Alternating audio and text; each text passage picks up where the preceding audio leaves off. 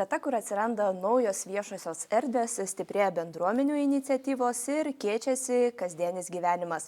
Šiandien mūsų laidoje pakalbėsime apie Kalvelių seniūniją. Su manimi yra Vilniaus rajono meras Roberto Duchnevič ir Kalvelių seniūnijos seniūnė Renata Mickevič. Sveiki.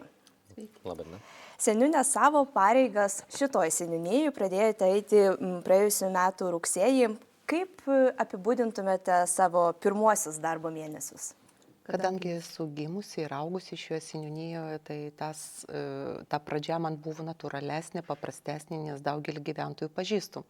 Bet pirmieji darbo mėnesiai tikrai buvo labai intensyvus, nes turėjau įsigilinti į darbus, turėjau įsigilinti į gyventojų poreikius, bet tas man padėjo aiškiau apibrėžti savo veiklos kryptis, ko nori mūsų bendruomenė ir kokia linkme mes turime dirbti.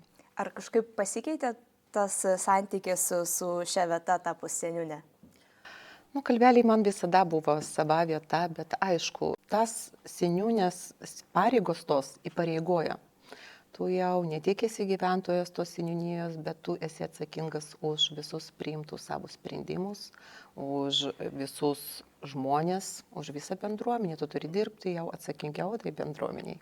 Mere, kai naujas seniūnas pradeda darbą ir turi jau tą ryšį su vieta, su žmonėmis, kiek tai padeda sklandžiai įsitraukti į tą darbą? Aišku, tai yra didelis privalumas, nes tokios seniūnijos kaip Kalveliai, tos, kur turi tradiciškai susiformavusias bendruomenės, kur jau ištisos kartos gyvena gal tose gyvenvietėse, tai jie vienas kitą pažįsta. Ir tas žmogus, kuris galbūt gimęs, užaugęs ten ir pažįsta žmonės, jis visada labiau jaučia, kogi jie gyvena ir ko ten reikėtų. Ir pasitikėti tokiu žmogum visada yra paprasčiau. Tai aš manau, kad yra didelis privalumas, kai ateina dirbti, dalyvauja ir kitose atrankose žmonės, kurie nori toje vietoje kažką ten kurti, daryti. Ir matome, kad tai yra savotiškai pagalba tokia. Žvelgiant iš jūsų mere perspektyvos, kaip per pastarosius metus pasikeitė Kalvelių seniūnija? Kalveliai nuolat keičiasi, yra daug gražių projektų, yra nemažai infrastruktūros atnaujinimas, kalbant apie kelių irgi tinklą, apie kitą viešą infrastruktūrą. Tikrai matome, kad yra ir projektų atitinkamų suplanuota, tai pavyzdžiui, atitinkamus naujas pastatas, kuris galbūt bus pritaikytas vaikams su negale. Vėlgi mūsų centro kito valdomas, bet būtent šitoj teritorijai. Ir labai džiaugiuosi, kad ir nacionaliniai projektai, kai kurie, paskutiniais metais buvo įgyvendinti, aš kalbu apie regioninį kelią, kuris vėlgi driekėsi per patį Kalvelių centrą link Šumsko, tai atnaujinta danga, šaligatviai, apšvietimas, ir mes jau dabar prižiūrime šitą objektą. Tai tikrai aš džiaugiuosi, kad tas vizualas visas yra geras, turime daug ambicijų dabar jau vėlgi atidarėme parką, tokį skverą, kuris yra tikrai gražus objektas ir ten šeimos galės leisti laiką. Perimtas yra pašto pastatas, kur vėlgi edukacijai tarnaus abiem švietimo įstaigom, kurios veikia Kalveliuose.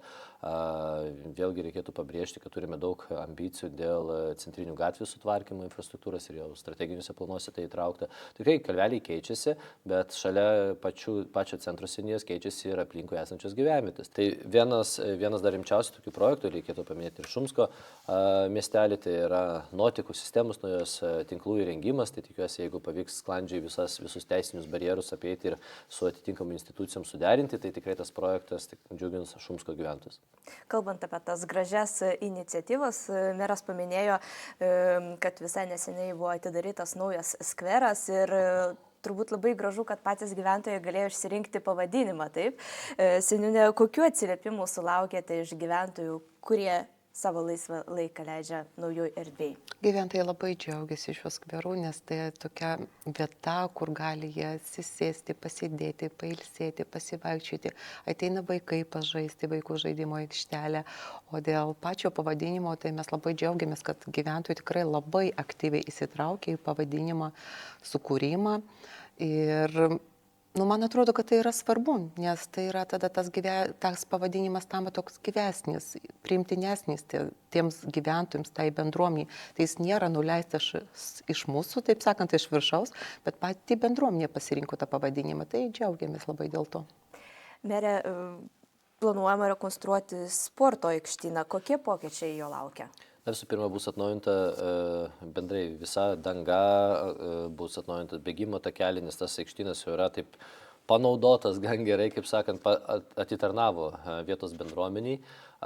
Vėlgi bus įrengtos tos treniruoklių erdvės atnaujintos ir panašiai.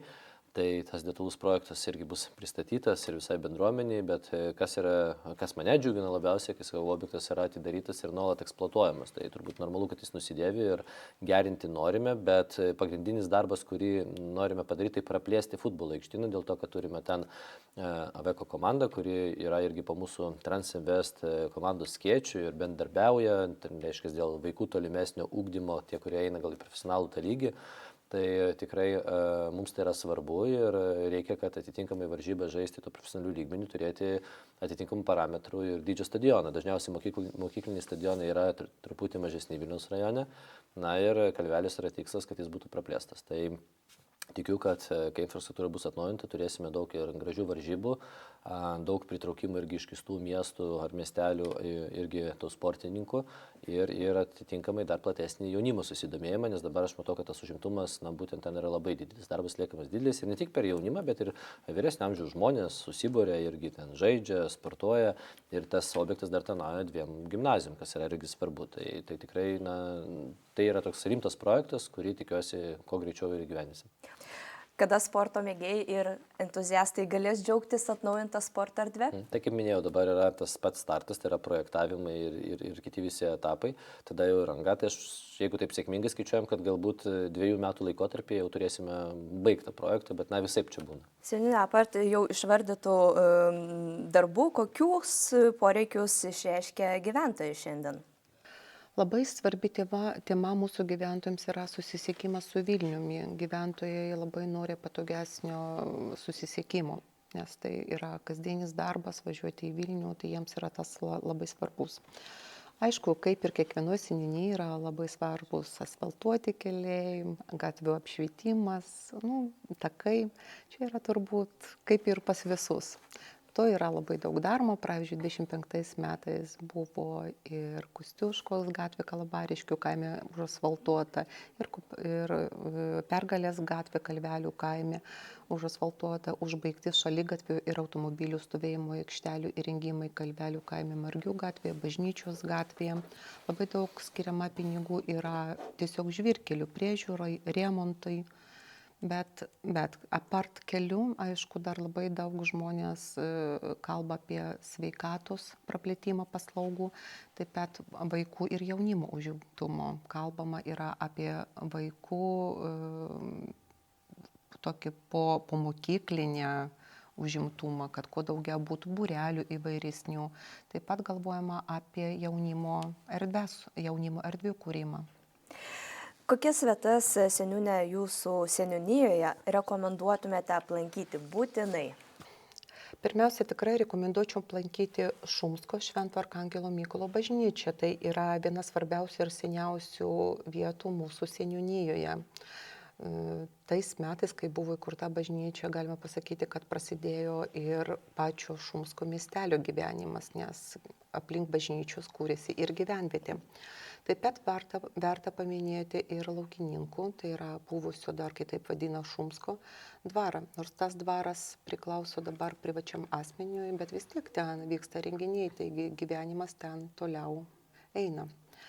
Taip pat kviečiu atvykti į Kalvelių Dievo gailestingumo bažnyčią. Bažnyčia buvo nauja, pastatyta 2000 metais. Norėčiau paminėti, kad tai yra pirmoji Lietuvoje skirta Dievo gailestingumui.